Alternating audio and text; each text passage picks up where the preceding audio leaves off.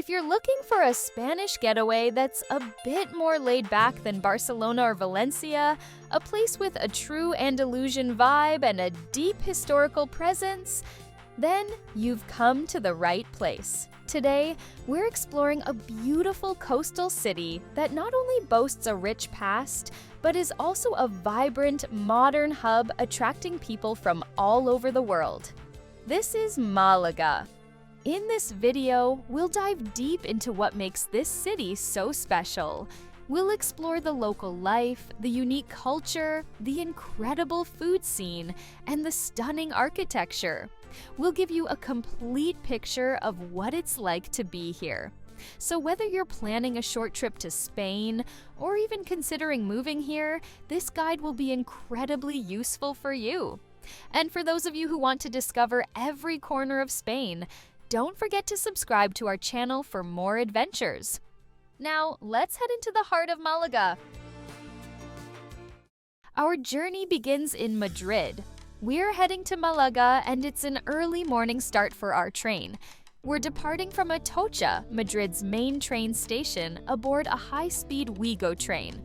This journey is a comfortable 2.5-hour ride, taking us through Córdoba before arriving in Malaga. As we travel, the views from the window on both sides of the track are just breathtaking. You'll see endless fields of orange groves and vast olive plantations, a truly beautiful sight to behold. Malaga's train station is quite large and modern. It almost feels like a small shopping mall inside. As we step out, it's a rainy morning here, but according to the forecast, this shower should pass within about half an hour. This is Malaga's Tourist Information Center. It's conveniently located right next to the port and just a stone's throw away from the old town. The staff here are incredibly helpful. They can give you detailed information about all the attractions in Malaga, including opening times and, most importantly, the specific times when you can visit certain places for free without an entry ticket. They'll give you all the details you need to plan your visit perfectly. Right next to the Tourist Information Center is this sprawling, beautiful park called Parque de Malaga. It's a lovely little oasis filled with a variety of trees, countless types of flowering plants, and it's alive with the sounds of birds. You'll also find numerous statues and charming fountains dotted throughout the park. A common sight in Andalusian cities, both in parks and along public streets, is the orange tree. These trees are planted mainly for their wonderful fragrance, not for their fruit. In fact, most people don't eat these oranges because they have a very bitter, sour taste.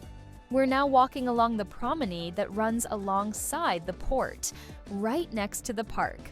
This is a very lively area filled with shops, cafes, and plenty of activities. This side of Malaga's port is always bustling. From here, you can see numerous boats and massive cruise ships.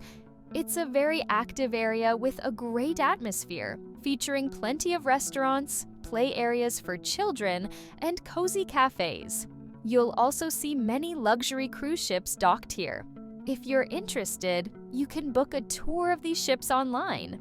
And right next to this area is the city's main lighthouse, La Farola. If you're someone who loves traditional Malagan food, or if you're just keen to try it, then a must-visit restaurant is El Pimpi. This restaurant first opened its doors in 1970. From the outside, you might not even guess it's a restaurant. It has a fantastic ambiance and serves some of the best, most authentic Malagan food you can find.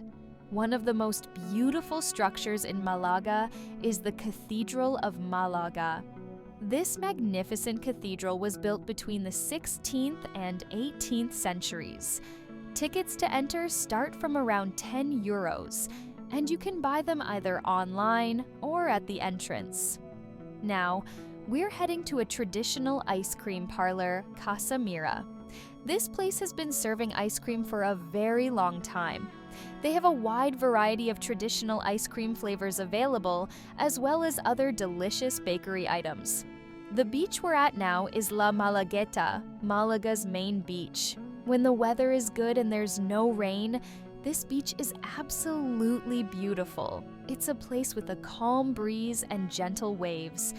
As evening approaches, the whole area comes alive. The lights turn on everywhere, and places like these restaurants and cafes fill up with locals and tourists alike, friends and families all gathering to enjoy the evening. We're now in front of a restaurant called Los Patios de Beatas. It's not open yet. They open at 8 p.m. We made a reservation earlier. This is a fine dining restaurant that serves typical traditional food. Malaga's wines are also quite famous, and many are produced right here in the region. So, it's a sweet white wine, and it's absolutely delicious. One of the main food items in Spain is jamón, which is cured pork leg. It's not usually cooked. Instead, it's served in very thin slices. The thinner the slice, the better the taste.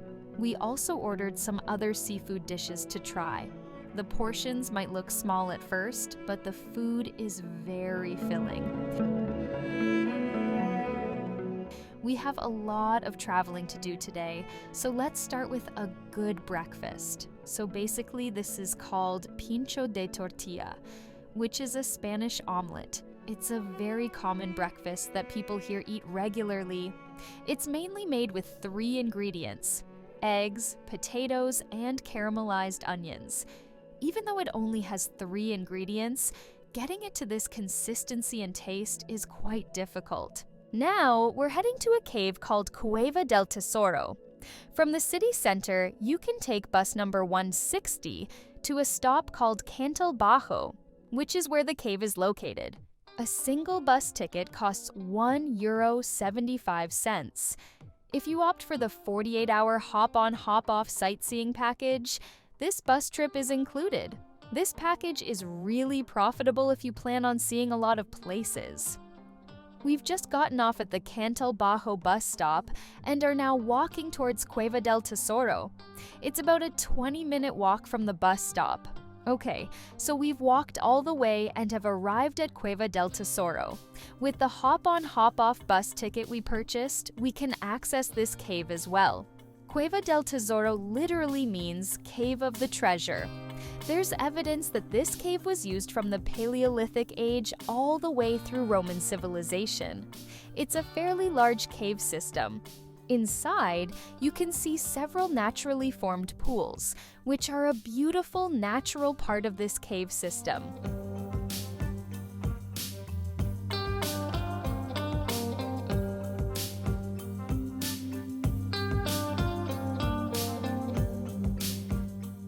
Now, let's go have lunch at a nearby beach village.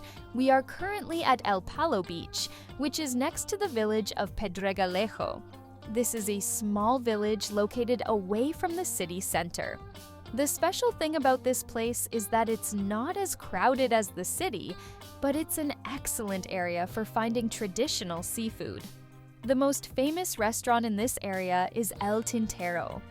The unique thing here is that you can't order food in the usual way. They cook a variety of dishes, and the waiters walk around with large platters, calling out what they have.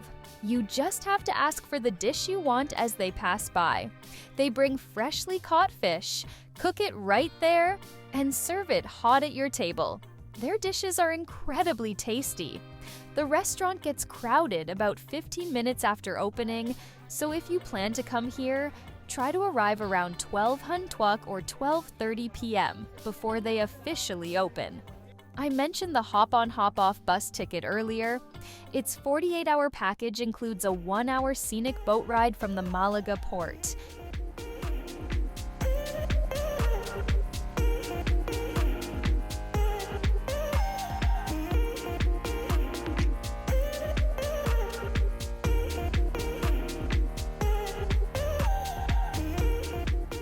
We're about to finish our boat trip and head back to shore. Next, we're going to the Pompidou Museum. The exterior is designed in the shape of a colorful cube. It's a contemporary art museum, and video recording is not allowed inside. By the time we left the museum, it was already night. The days we were visiting coincided with the carnival celebrations. What you're seeing now is part of the Malaga Carnival celebration.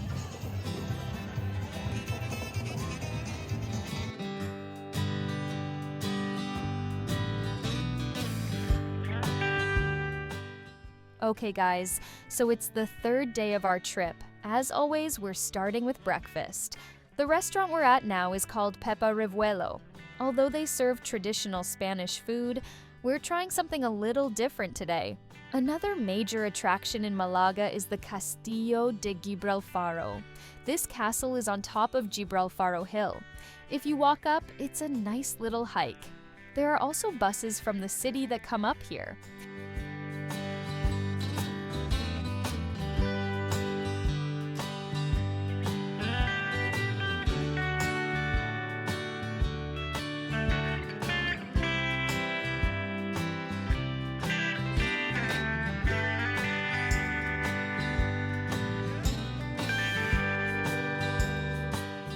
This sign shows the ticket prices for the castle. There are two main historical sites here. A ticket to see both costs €5.50, while a ticket for just one of them is €3.50. We are now heading to a viewpoint on Gibralfaro Hill. From this viewpoint, you can see the sea, the port beside it, and a large part of the city.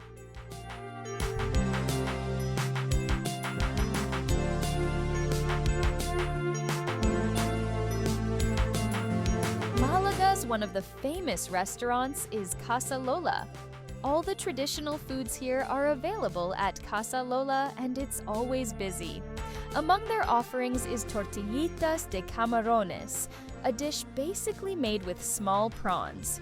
They also serve a fish dish, specifically white fish pinchos.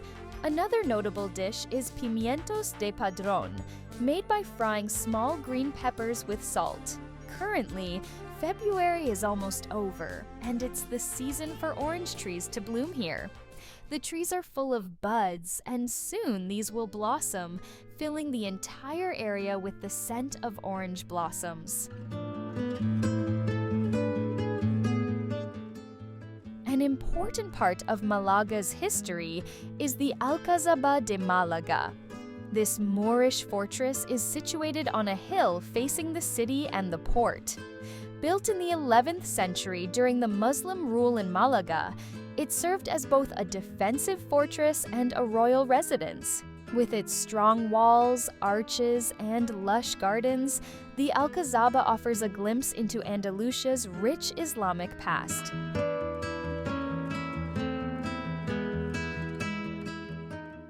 I mentioned the hop-on hop-off bus ticket earlier. This is a type of tour package available not just in Malaga, but in almost every city in Spain. You can get a 24-hour or a 48-hour pass. How it works is, once you activate the ticket for your chosen city, it allows you to use their special bus routes that cover all the tourist attractions. These buses are called hop-on hop-off buses. Once your ticket is activated, you can use these buses for free for the duration of your pass. Another advantage is that this ticket also gives you access to some museums. Not only that, in Malaga, if you get the 48-hour pass, you also get a 1-hour boat ride. And with the 48-hour pass, you can also get this food combo for free at the Hard Rock Cafe.